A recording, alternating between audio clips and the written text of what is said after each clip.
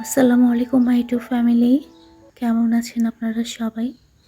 সকলকেই নতুন আরেকটি ব্লগ দেখার জন্য অনেক ভালোবাসা আর শুভকামনা জানাচ্ছি। পড়ন্ত বিকেলে এক নার্সারি থেকেই আজকে ব্লগটা শুরু করেছি। সচরাচর যেই নার্সারিতে আসা হয় তো খেয়াল করেন এই গাছের মধ্যে মাশাআল্লাহ প্রচুর বড়ই ধরেছে। তো আমি আর লোভ সামলাতে পারলাম না, একটা বড়ই ছিঁড়ে নিয়ে খাওয়া শুরু করে দিয়েছি। বড়ইটা মিষ্টি ছিল। মাশাআল্লাহ, এই জবা ফুলটা অনেক বড়। জবা ফুল দেখলেই আমার গাছ নিতে ইচ্ছে করে। গতবার এসেছিলাম তখন বিভিন্ন কালারের জবা ফুল ছিল, এবার শুধু দুটো কালারই।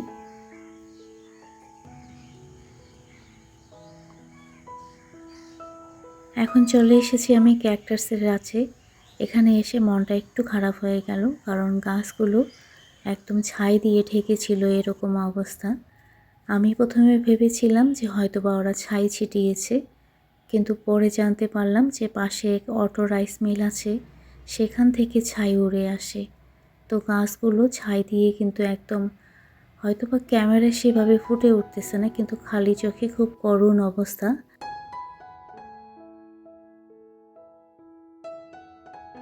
চলে এসেছি একদম সন্ধ্যার পরে। আমার ছেলে আর মেয়ে ওরা দুজনে একসঙ্গে বাইরে গিয়েছিল। বাইরে ওরা মোমো খেয়েছে আর আমাদের জন্য নিয়ে এসেছে। নার্সারি থেকে আমরা কিছু গাছ নিয়েছি। কি গাছ নিয়েছি ইনশাল্লাহ নেক্সট ব্লগে শেয়ার করব। তো মোমোটা অনেক টেস্টি ছিল, যদিও বাচ্চারা খেয়ে এসেছে, কিন্তু বাচ্চাদের ছেড়ে খেতে আমার একদমই ভালো লাগে না। আমি যখনই মোমো খাই দার্জিলিংয়ের কথা মনে পড়ে, কারণ দার্জিলিংয়ের রাস্তার পাশে কনকনে শীতে গরম গরম মোমো খেতে কিন্তু বেশ ভালোই লাগে।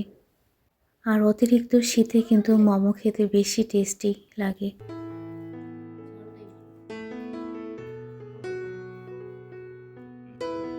সন্ধ্যার নাস্তায় মোমো আর নিচের আমাদের ফ্যামিলি নুডলস রান্না করে পাঠিয়ে দিয়েছে, সেটাও রেখেছি। বাচ্চারা যেহেতু খেয়ে এসেছে ওরা আর খেতে চাচ্ছিল না। ও, তুমি কি সকালে গোসল করে যাবে তুর্য?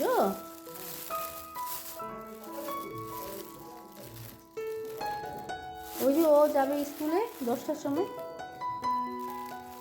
আজকে পেয়ারাগুলো আছে, এগুলো খাইতে মজা হবে, কিন্তু তোমার সেদিন এগুলো অনেক সুন্দর ছিল।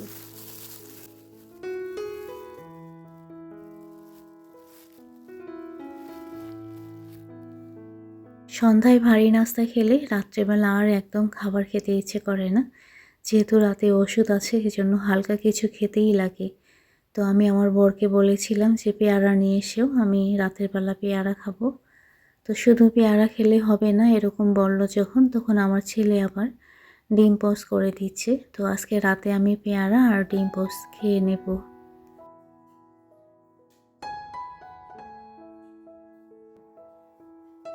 গত ব্লগে আমার ইউটিউব পরিবারের অনেকেই কমেন্ট করে জানতে চেয়েছে যে বাবা ঠিকমতো ঢাকায় পৌঁছেছে কিনা, বাবা কেমন আছে। তো আলহামদুলিল্লাহ বাবা খুব ভালোভাবে পৌঁছেছে আর বাবা ভালো আছেন। তো আমি কিন্তু পেয়ারা খাওয়া শুরু করে দিয়েছি, আর এই যে আমার ছেলে ডিম পোস্ট করে নিচ্ছে।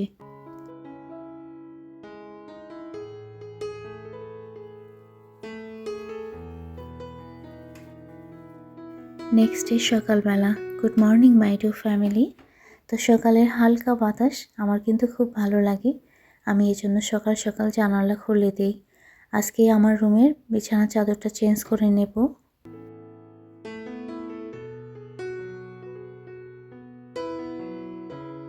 আজকের ব্লগে আমি রান্নাঘরটা একটু সুন্দরভাবে পরিষ্কার করে গুছিয়ে নেব, তার সঙ্গে কিছু শুকনো বাজার রিফিল করে নেব। আশা করি আপনাদের আজকের ব্লগটা ভালো লাগবে, আর আপনাদেরকে রিকোয়েস্ট করব ভিডিওটা স্কিপ না করে আমার সঙ্গে থাকবেন। ওকে।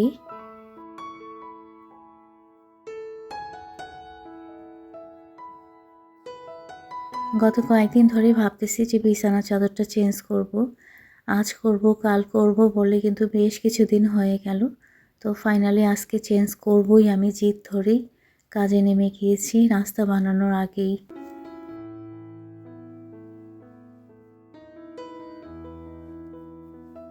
সকাল সকাল বিছানার চাদর যদি চেঞ্জ করে না নিই তাহলে পরে কিন্তু আমার একদমই মন চায় না চেঞ্জ করার। আজকে আমি যে বিছানার চাদর বিছিয়েছি এটা কিন্তু আমার মেয়ের রুমের বিছানার চাদর। কি হয়েছে, আমার অলরেডি কিন্তু আজকে যে চাদর উঠালাম এটা ধরে 3টা চাদরই ওয়াশিং মেশিনে চলে যাবে। গত কয়েকদিন ধরেই আমি ভাবছি যে মেশিন চালু করব, অলসতার কারণে চালু করা হয় না।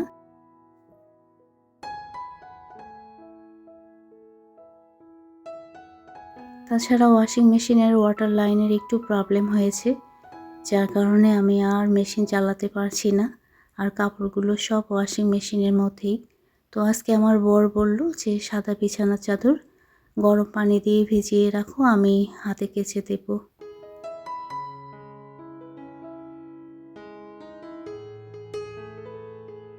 সকালের নাস্তায় আমরা আজকে ওটস খাবো। তো আমি বিভিন্ন ধরনের ফ্রুটস দিয়ে সাজিয়ে নিচ্ছি। আমাদের গ্রামের বাড়ির পেঁপে, কলা আর আনার দিয়ে সাজিয়ে নিয়েছি। আর এখন একটু মধু দেব। আমরা তো বিভিন্ন ধরনের ফ্রুটস দিয়ে সাজিয়ে নিয়েছি, কিন্তু তুর্য আবার শুধু দুধ দিয়েই ওটস খায়।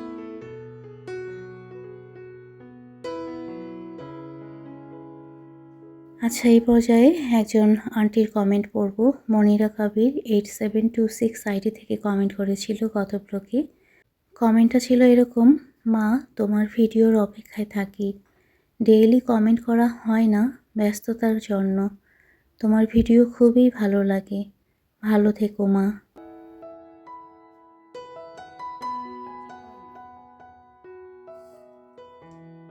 প্রথমত অসংখ্য ধন্যবাদ আন্টি, আমাকে মা বলে ডেকেছেন। আসলে এই মা ডাকের মধ্যে এতটা পাওয়ার থাকে, সেটা বলে বোঝানো যাবে না। আমার ভিডিও আপনার ভালো লাগে জেনে খুব ভালো লাগলো। ভালো থাকবেন আন্টি, আর নিজের প্রতি খেয়াল রাখবেন।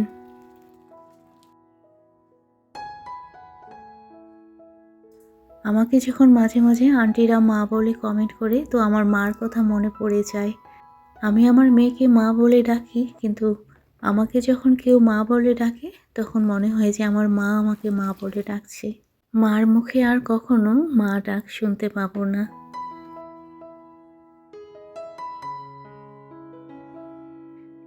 এখন আমি ফাইনালি রান্নাঘরে চলে এসেছি। রান্নাঘরটা আজকে গুছিয়ে নেব। শুধু আমি না, আমার সঙ্গে আমার হেল্পিং হ্যান্ড আছে, ও কাজ করতেছে। তো জারগুলো আমি খুব ভালোভাবে এখন মুছে নেব। আর এই পর্যায়ে এসে বরাবরের মতো রিকোয়েস্ট করি, যারা এখনও আমার ভিডিওতে লাইক করেনি প্লিজ ভিডিওতে একটা লাইক করে দিন।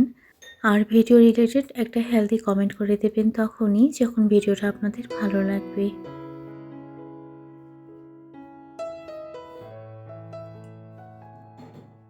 আমরা গৃহিণীরা বেশিটা টাইম কিন্তু রান্নাঘরে কাটাই। রান্নাঘরটা যদি পরিপাটি করে রাখা হয় তাহলে মনের মধ্যে কিন্তু একটা শান্তি ফিল হয়। আমার কাছে পরিপাটি রান্নাঘর মানেই শান্ত মন। আর আপনার মন যখন শান্ত থাকবে তখন কিন্তু সব কিছুই ভালো লাগবে। রান্না করা কিন্তু একটা ধৈর্যের ব্যাপার। রান্নাঘরে এসে যদি রান্নাঘরটা অগোছানো থাকে তাহলে কিন্তু মেজাজটা একদম খারাপ হয়ে যায়। আর রান্না করতেও কিন্তু ভালো লাগে না, মনটা ঠিক সেইভাবে রান্নাতে বসে না।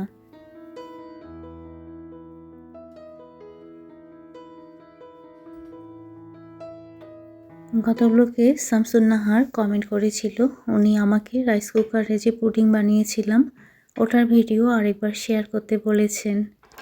প্রথমত অসংখ্য ধন্যবাদ ভালোবেসে ভিডিও দেখে কমেন্ট করার জন্য। ইনশাল্লাহ আমি নেক্সট ব্লগে চেষ্টা করব রাইস কুকারে পুডিং আবার বানিয়ে দেখানোর।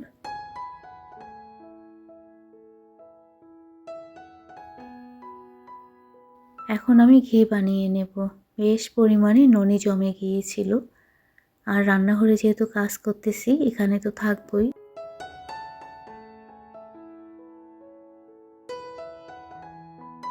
গত এক ব্লগে দেখিয়েছিলাম যে কাঁচা দুধের ননি কিভাবে উঠানো হয়, আর সেই ননি দিয়ে কিন্তু আজকে আমি ঘি বানিয়ে নিচ্ছি। আর ঘি কিন্তু কন্টিনিউ নাড়তে লাগে। আমার প্রায় হয়ে গিয়েছে, খেয়াল করেন।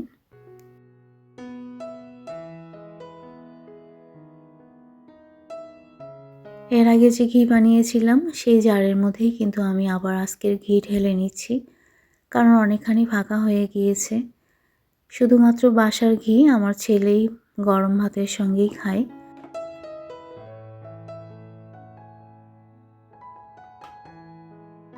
আমরা সব সময় বাসার ঘি খেয়ে থাকি, কিন্তু ফার্স্ট টাইম আমি এবার ইন্ডিয়া থেকে ঘি নিয়ে এসেছি।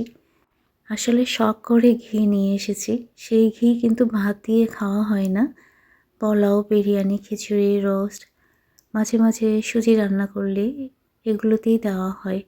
তাছাড়া নিজের হাতের বানানো ঘি যে একবার খাবে সে বাহিরের কেনা ঘি পছন্দ করবে না।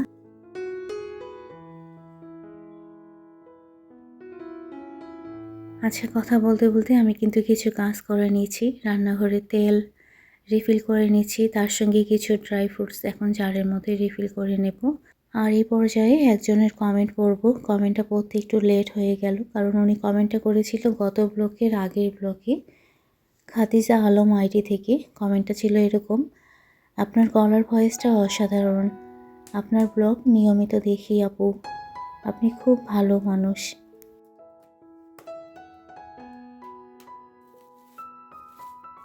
প্রথমত অসংখ্য ধন্যবাদ আপু, ভালোবেসে আমার ভিডিও দেখে কমেন্ট করার জন্য। আর আমার ভয়েস আপনার ভালো লেগেছে জেনে আমার খুব ভালো লাগলো। আপু, আপনি আমাকে বলেছেন যে আমি ভালো মানুষ। জানি না আপু আমি কতটা ভালো মানুষ হতে পেরেছি, কিন্তু আপনি একজন ভালো মনের মানুষ দেখে এই কথাটা বলতে পেরেছেন। ভালো থাকবেন আপু, নিজের প্রতি খেয়াল রাখবেন।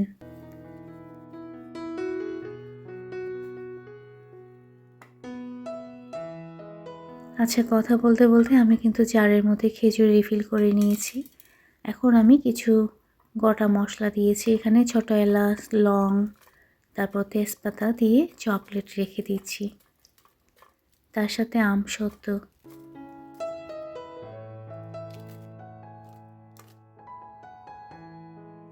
অনেকদিন আগে একজন কমেন্ট করে জানতে চেয়েছিল যে আমি যে জারের মধ্যে ড্রাই ফ্রুটস রাখি সেই জারগুলো কাচের না প্লাস্টিকের।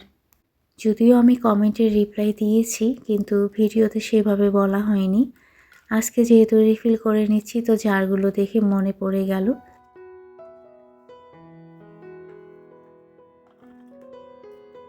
যদিও কমেন্ট মনে পড়েছে, কিন্তু ওনার নাম আমি ভুলে গিয়েছি।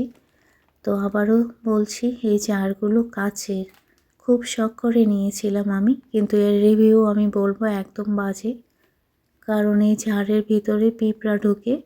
খেয়াল করেন আমি টিস্যু দিয়ে এইভাবে ঢাকনা দিয়ে রাখি, এভাবে রাখলে পিঁপড়া ধরে না।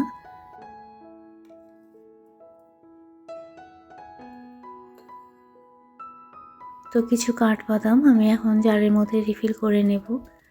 অনেকদিন পর কিন্তু এই যে রিফিল করার ব্লগ আমি শেয়ার করতেছি। মাঝেতে কিন্তু আমি জারের মধ্যে ঢুকিয়েছিলাম, সেটা ভিডিও ক্যাপচার করা হয়নি, কারণ আমার এখনও মন খারাপ যে আমার ইউটিউব পরিবারের অনেকেই কাঠবাদাম, কাজু বাদাম, কিশমিশ, খেজুর আমাকে অর্ডার দিয়েছিল, আমি তাদেরকে এনে দিতে পারিনি। এজন্য আবারও মন থেকে সরি বলছি।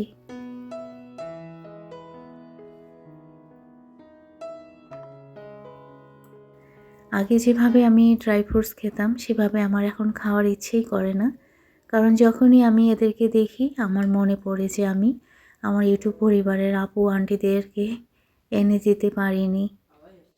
অনেকদিন আগে একজন কমেন্ট করে আমাকে বলেছিল যে আপু আপনার বাসায় লাকি ব্যাম্বু নাই। তো ওই যে খেয়াল করেন পানির মধ্যে আছে আমার বাসায় লাকি ব্যাম্বুর গাছ। ওইভাবে আসলে আপনাদের চোখে পড়ে না, কিন্তু আমার ব্যালকনিতে, তারপর ড্রয়িং রুমের ব্যালকনিতে, ছাদে, ইভেন বাসায় আমি পানি দিয়ে রেখেছি, আমার ড্রয়িং রুমে অনেক জায়গায় আছে।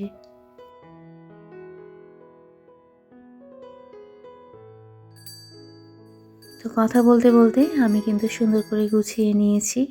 আর এই যে ঘন্টা, ওগুলো আমি এখানে দিয়ে দিলাম। যখন টিং টিং করে শব্দ হয় আমার খুব ভালো লাগে শুনতে।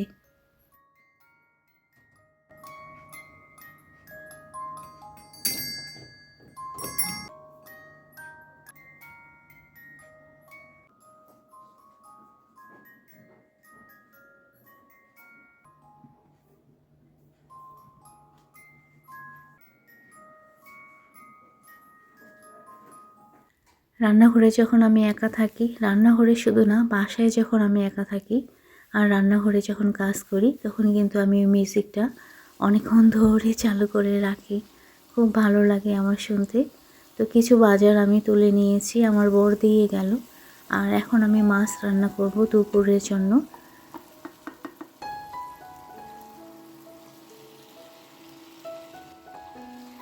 খুব ভালোভাবে মশলা কষে নিয়ে আমি বাটা মাছ রান্না করে নিচ্ছি আলু দিয়ে। এটা টমেটো দিয়ে খেতে কিন্তু বেশ ভালো লাগে। তো টমেটো দিয়ে মশলা আমি খুব ভালোভাবে কষে নিয়ে এখন বাটা মাছ আর আলু দিয়ে দিয়েছি। আঠা আঠা ঝোল করব, মাখা মাখা ঝোল, খেতে কিন্তু বেশ ভালো লাগে।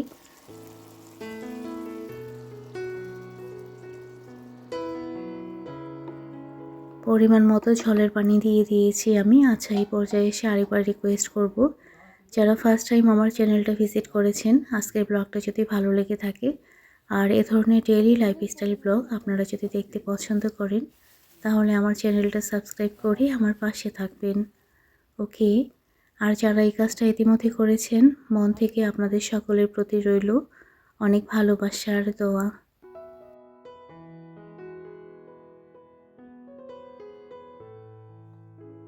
আমার বড় নিয়ে এসেছে রান্না করা মাংস, তো আমি বাটির মধ্যে ঢেলে নিলাম। আজকে আমরা দুপুরে এটা দিয়েই খেয়েছি।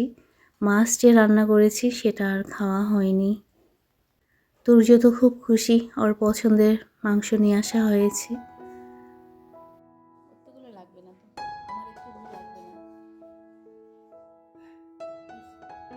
তুর্য সবার প্লেটে ভাত তুলে দিচ্ছে।